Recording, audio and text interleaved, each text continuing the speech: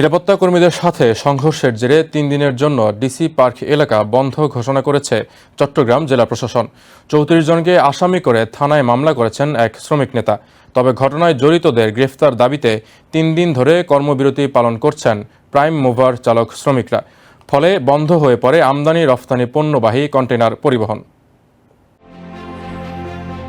চট্টগ্রাম বন্দরে ৪ নং গেটের সামনে প্রাইম মুভার রেখে শুক্রবার তৃতীয় দিনের মতো কর্মবিরতি পালন করে চালক শ্রমিকরা। ফলে বন্ধ হয়ে পড়ে বন্দর থেকে আমদানি রফতানি পণ্য পরিবহন। সড়কে সৃষ্ট যানজটের কারণে ভোগান্তিতে পড়েন যাত্রীরা।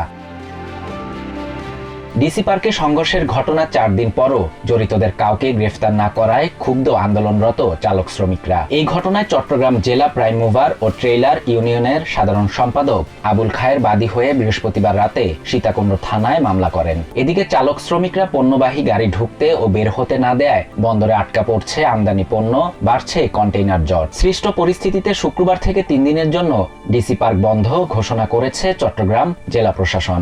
এছাড়া ডিসি পার্ক এলাকায় চলমান মাসব্যাপী ফুল উৎসবে স্থায়ী ৬টি ও অস্থায়ী ৪৭টি দোকানও সরিয়ে নিতে বলা হয়েছে।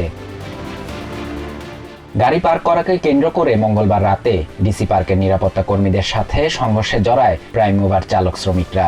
ব্যাপক ভাঙচুর ও তাণ্ডব চালানো হয় জেলা প্রশাসনের পার্কটিতে। Shahriar Shafat, TVN 24 news desk.